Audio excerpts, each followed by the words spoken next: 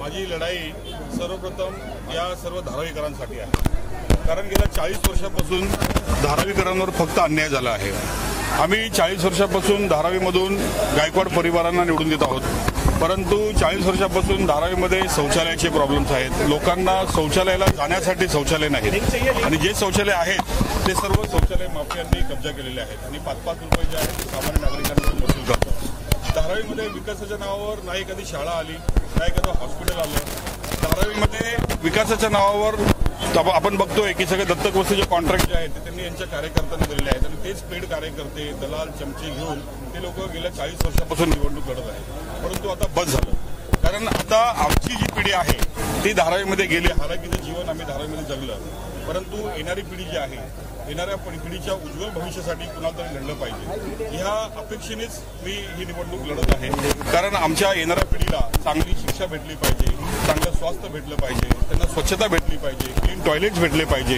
ह्या सर्व मुद्द्यांवर मी निवडणूक लढत आहे आणि सर्वात महत्त्वाची गोष्ट सध्या धारावी जी आहे ही पूर्ण मुंबईमधलं हे पॉलिटिकल बॅटल ग्राउंड झालेलं आहे। जो तो येतो तो धारावीवरच बोलतो। उद्धव ठाकरे धारावीवर बोलतात, मोदी येतात धारावीवर बोलतात। वर्षा गायकवाडने पूर्ण इलेक्शन जे आहे ते धारावीच्या मुद्द्यावर आणलेलं आहे। परंतु हे 40 वर्ष तुम्ही जे राज्य केलं धारावीवर, त्या 40 वर्षाच्या राज्यामध्ये धारावीकरांना तुम्ही काय दिलं हा विचारण्याची ताकद, ही विचारण्याची डेअरिंग कोणामध्ये नाही आणि ती शक्ती घेऊन जी आहे मी मैदानामध्ये उतरलो आहे आणि मी त्यांना हिसाब विचारतोय की तुम्ही 40 वर्षापासून काय केलं। आणि दुसऱ्या ठिकाणी अदानीला हा प्रोजेक्ट देण्यात आला। काँग्रेसचं अदानीचं साठगाठ आहे, कारण तुम्ही बघितलं असेल की परवा दिवशी रेवंत रेड्डी जे आहेत तेलंगणाचे मुख्यमंत्री ते या ठिकाणी आले होते। त्यांची अदानीशी डील आहे आणि रेवंत रेड्डीच्या माध्यमातून काँग्रेसने अदानीशी डील केलेली आहे। वर्षा गायकवाडने अदानीकडून पैसे घेतलेले आहेत आणि त्याच पैशाच्या जोरावर पूर्ण धारावीमध्ये करोडो रुपये खर्च करून त्या इलेक्शन लढत आहेत। प्रत्येक मंडळाला 2-2 लाख, 3-3 लाख, 5-5 लाख रुपये।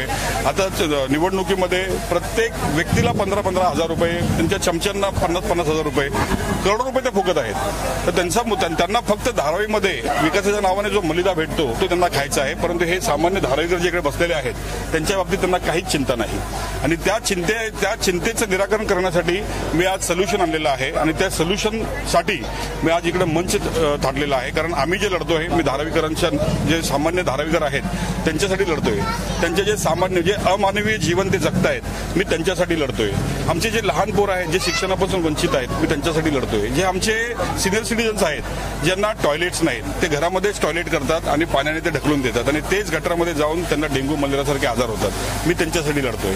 आणि या ठिकाणी अदानीच्या माध्यमातून विकासाच्या नावावर धारावीकरांना धारावीच्या बाहेर घालण्याचा जो घाट चालू आहे मी त्याच्या विरोधात लढतोय। मी घोषणा केलेली आहे, धारावी बचाव आंदोलनाचा मी समन्वयक आहे। आम्ही वेळोवेळी आंदोलन केले, आम्ही सर्वे थांबवला, परंतु सर्वे थांबवत असताना काँग्रेसचा एकही कार्यकर्ता त्या सर्वे थांबवण्यासाठी सुद्धा आला नाही। फक्त एक तरी सुद्धा आले नाही, फक्त मंचवरून मोठ्या भाषण करतात, अदानीचा विरोध करतात, ते फक्त कमिशन वाढवण्यासाठी करतात। मातोश्रीवरून सुद्धा जे काही होतं ते फक्त आणि फक्त कमिशन वाढवण्यासाठी होतं। त्यामुळं आम धारावीकरांच्या वतीने कोण लढणार म्हणून आम्ही हातामध्ये बल्ला घेतलेला आहे, कारण धारावीची ह्या सर्व पक्षांनी जी आहे ती फिल्डिंग लावलेली आहे आणि धारावीकरांना आउट करून धारावीच्या बाहेर म्हणजे Manpur, Bhandup, Govandi, dumping ground, salt pan या ठिकाणी आणण्याचा सगळ्यांचा प्लॅन आहे आणि तो प्लॅन धारावीकरांमध्ये मी होऊ देणार नाही आणि धारावीकर म्हणून हिंदी चित्रपट सृष्टीने धारावीवरती दयावान चित्रपट बनवला, त्यानंतर रजनीकांतचा काला चित्रपट बनवला। त्यात धारावीची मलिना कुठे जी होती इमेज होती ती कुठेतरी खराब झाली आणि धारावी म्हटलं तर हा मिनी भारत आहे, बरोबर। प्रत्येक जर गल्ली बघितलं तर एक गाव आहे। मी याच्या संदर्भात थोडा सर्वे केला, नेमकं याच्यातून तुम्हाला मतदानाचा प्रतिसाद कसा मिळेल? लोक जमवणं सोपं आहे, परंतु त्यांची मतपेटीमध्ये उतरवणं कठीण आहे। हा सुवर्णमध्ये कसं साधल? नाही, खरंच ही लढाई माझ्यासाठी अवघडच आहे, कारण समोर जे आहेत ते मोठे मोठे मगरमच्छ आहेत। एक ठिकाणी काँग्रेस आहे ज्यांनी 40 वर्षापासून धारावी राज्य करून करोडो रुपयाचा भ्रष्टाचार केला आणि त्या पैशाच्या माध्यमातून ते निवडणूक लढवत आहेत आणि दुसऱ्या ठिकाणी स्वतः अदानीचा कॅन्डिडेट आहे।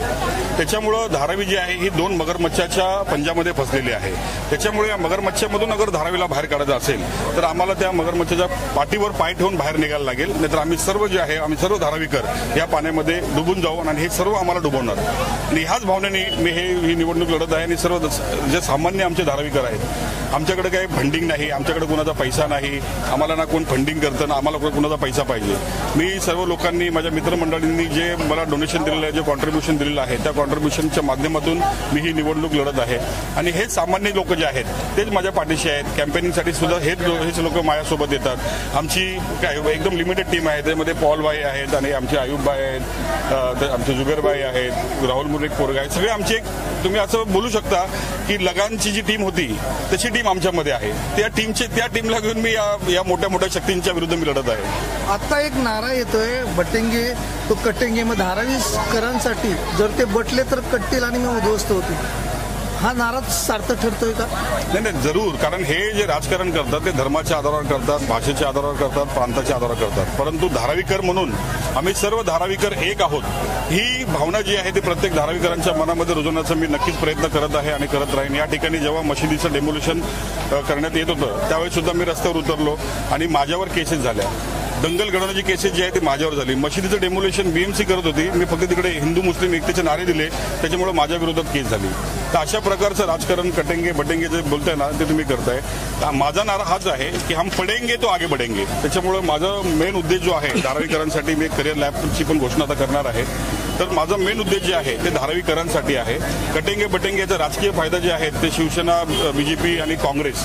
कारण काँग्रेसने इकडे 40 वर्ष हेच भीती दाखवण्याचंच राजकारण केलेलं आहे. मुसलमानांना सांगतात की आप हमको मतदान नहीं करोगे तो बीजेपी चुन के आएगी, शिवसेना चुन के आएगी, इसके लिए हमको मतदान करो. ते कधीही विकासाच्या नावाने मतं मागत नाहीत, कधीही कामाच्या आधारावर मतं मागत नाहीत. ते फक्त धर्माच्या आधारावर मतं मागतात आणि त्याच्यामुळेच गेल्या 40 वर्षापासून धारावीवर ही परिस्थिती आलेली आहे.